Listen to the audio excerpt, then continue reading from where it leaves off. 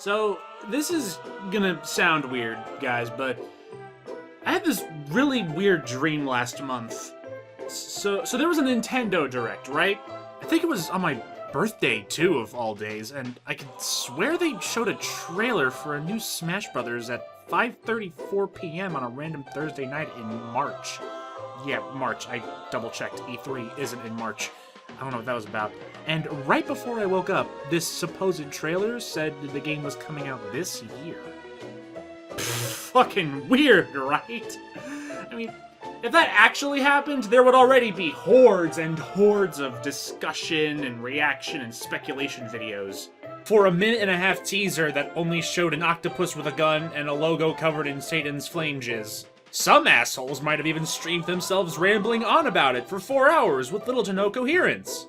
But none of that happened, and we're still waiting for Nintendo to give us something. Anything about a new Smash Brothers game. That'll probably come out in like 2020 or something. I don't know, I'm just spitballing the numbers here.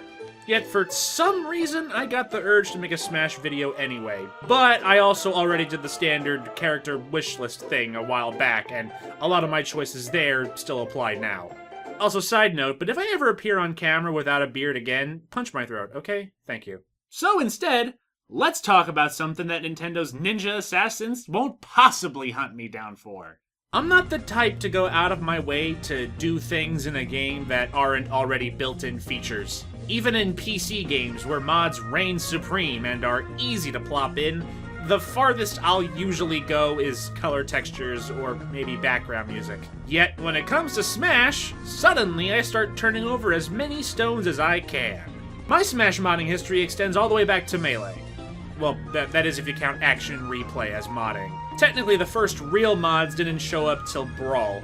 Emulators later gave everyone the ability to properly mod, but until then, I had Action Replay and lots of long codes. I was never really sure exactly how these codes worked, nor did I bother looking it up now either. All that mattered was I threw some letters onto a screen, hit OK, and Fox's gun got bigger. Funny stuff. There was a lot of individual codes you could put in. You had the standard codes that unlocked every character, codes that let you play as Master Hand, stuff like that. But once you found out about the code that let you go to the debug menu, none of those other codes matter anymore. You can either spend hours entering in multiple codes, or you can enter the golden ticket code and have access to God's eternal dashboard. The debug menu is obviously not intended for the average player to actually look at with eyeballs, so it was confusing to use at first. A lot of trial and error was involved in figuring out what did what. Like, what the fuck is this? Publicity? I don't know what that has to do with Melee, but sure, I'll take some publicity. Hey guys, make sure to smash that like button, guys. Can we get this video to 2,018 likes, you guys? Leave a comment below and smash that subscribe button, you guys. Propose to your significant other while watching this video, while the sound of my voice talking about Fox's big guns amplifies the sexual tension, you guys. Oh, all it did was turn the in-game crowd sound on or off. Alright, well, I don't need to touch that one again. But once you learned what most of the commands did, and which ones to not touch, lest your game freeze for the 50th time, you were set. The full potential of Super Smash Bros. Melee was at your fingertips. Play matches on levels that were previously only tied to specific modes, swap character animations to make characters look like badly butchered DeviantArt reimaginings, and one of my favorites was manipulating the camera in ways you weren't meant to. As a kid, I always thought there were whole areas the camera never let you see. I mean, there had to be something. But the camera only wanted to save you from the painful truth that everything you ever knew is a lie. Perhaps one of the more well-known quote-unquote mods is the infamous test level.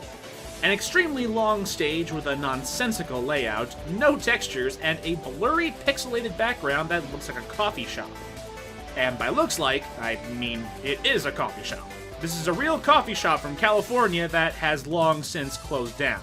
This image is apparently a commonly used image in 3D test programs that would have otherwise meant nothing to anyone, but leave it to the Smash community to be the ones to actually track down a cafe that no longer exists just because it's a terrible JPEG that was meant to be locked behind zeros and ones. We really have nothing else to do with our free time. The debug mode was used for a lot of melee machinimas people liked to make back in YouTube's earlier days, but since that wasn't my forte, I did finally start getting bored with screwing around with debug mode. It was fun, but every option was something that technically already existed in the game, which means there are limits you'll hit at some point. Until actual mods showed up way further down the line, your options did eventually reach a limit. And then there was the Wii! The Wii, despite its many shortcomings, was a good system that housed many great games, but boy, my grandmother could hack the Wii if she wanted to. And she still calls me over at least once a year because she can't get her fax machine to turn on. A modded Wii opened up a wide variety of avenues, although naturally the two common uses were modding games, mostly Mario Kart Wii and Smash Bros. Brawl, and, well, pirating games, because of course that's the second one. I mean, hey, how else are you supposed to get a copy of My Horse and Me, okay? That shit is steep.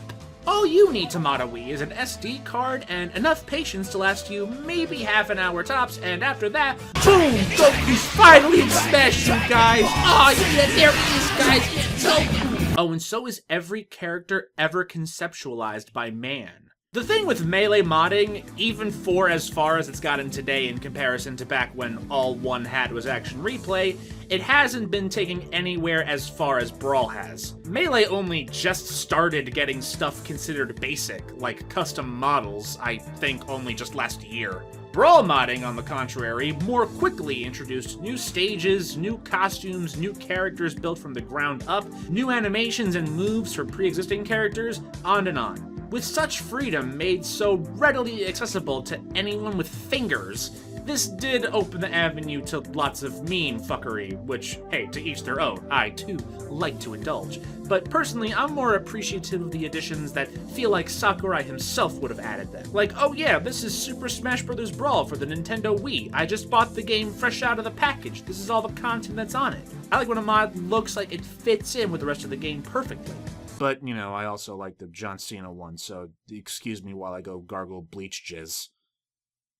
Jizz that's been bleached. Now, if a baby can take a massive dump all over this toaster console and have all this wonderful garbage appear, you would have thought I would have a field day with this. But surprisingly, I never got into brawl modding too much, or at least not individual mods. I tended to go for the pre-packaged mod collections, you know, the ones that are, you know, prepared for you. Like, for example, Brawl Minus and Project M, to name a few. I never fancied myself a competitive Smash player. I mean, sure, I like to think I'm better than the average player, but I'm not of the mindset that everything has to play like Melee or it's trash. Smash 4 sucks. It should play more like Melee. Man, Tekken's not worth it at all. It doesn't hold a candle to Melee. Wow, Catherine, you think you're fucking cool? I don't see a single Melee anywhere, do you? And yet, once I booted up Project M, I couldn't go back to regular Brawl for the longest time. Even ignoring anything to do with competitive balance, this is a great example of mods that line up with something Sakurai would have probably done if given the chance. They gave Wario the bash move he had in Wario Land Smooth Moves. Sonic's homing attack has him sneaking in the pose from his iconic Sonic Adventure artwork. Link plays the Ocarina of Time as a taunt. It's all the little things like that. Things that I wouldn't have lost any sleep over if they weren't present, but they are, and I ate them all up. Not to mention excellent costumes like Shadow Queen Peach, Big Boss Snake. Mewtwo has the armor he wore for 20 seconds in that stupid Pokemon movie. Let me just open up that can of worms real quick, why don't I? Justin Bailey Samus, on and on.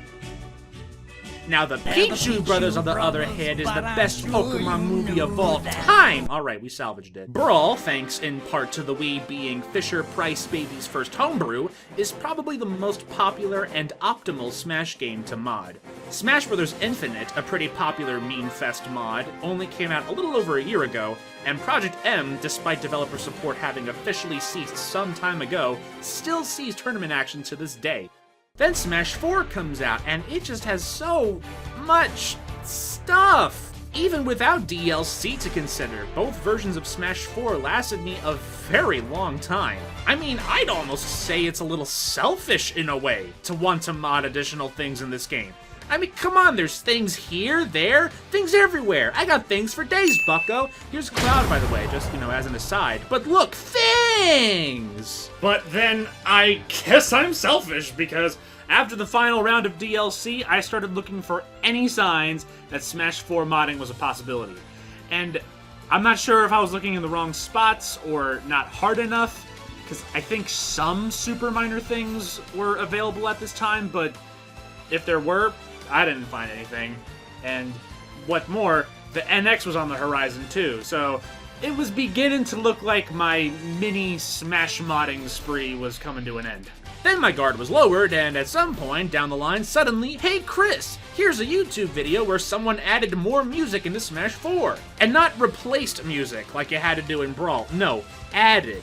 As in its own brand new slot. And that was literally all it took to light me up like a Christmas tree. So did some digging after that, and okay, now I'm starting to find these tools and sites. Where were you fuckers like 5 minutes ago? But then I hit a snag. Up until now, Smash hacks and mods were easy pickings. Smash Melee, get an action replay or emulator, put a code in, bada boom. Smash Brawl, get an SD card, put some shit on it, bada boom. Smash Wii U, I'm looking up how-to guides, and I say out loud, I'd rather be performing open heart surgery right now. I didn't even bother with Smash 3DS. I don't know if it's the case anymore, but last I checked, I read something like you had to actually take your 3DS apart or some shit. My 3DS is already in shambles as is, and that's just from basic use. The stars have to align for my shoulder buttons to function, the rubber came off the analog stick, and now you want me to shove a screwdriver into this thing? I'm good. I am a moron when it comes to tinkering with technology. So, you know, when I fucked around with the last 2 games, I was like, come at me, bros, I'm a big shot. The biggest shot you've ever shot. But then I modded Smash 4, and now I feel like I can hack the fucking Pentagon. And now I'm on a list somewhere. Probably a list of cool people. If Smash 4 wasn't my favorite game in the series thus far, I might have pulled the plug. But through sheer willpower, it happened. 2 years of IT classes in high school that I almost flunked and have retained no knowledge of whatsoever. They were all for this moment.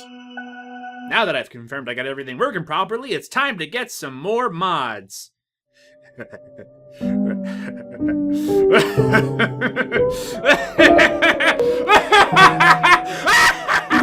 While Smash 4 modding is tons of fun, I have to admit, it only has a few additional features that Brawl modding doesn't have. There's the aforementioned ability to add music rather than replace, although you can still do that too if you want. And since Smash 4 is the first HD Smash, you can obviously mod in higher quality textures and models. Apart from that, it otherwise more or less shares all the modding features Brawl does, except this time with a higher entry barrier.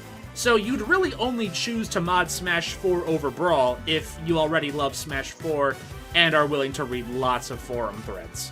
After that, boom! Goku's finally in Smash, you guys! Oh shit, there he goes again! Nude Rosalina, first nude mod. This mod comes with a Futanari version. 2 years of IT classes! And that concludes my history lesson retrospective thingy on Smash Brothers modding.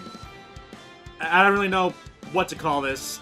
The easier route to take would have been something like, you know, the top 10 Smash Brothers mods, number 9, the one where you make all the female characters' boobies bigger. Instead, this video more so turned into, hey mom, look at all the warranties I'm voiding. Sorry guys. I texted my friend about that dream I told you about earlier, and for the last month, he's been insisting it's real. He even put a fake link to a fake trailer. Like, oh, it's been a month. It's been a month. I'll play along, humor him. I'm gonna click the link to this totally real trailer.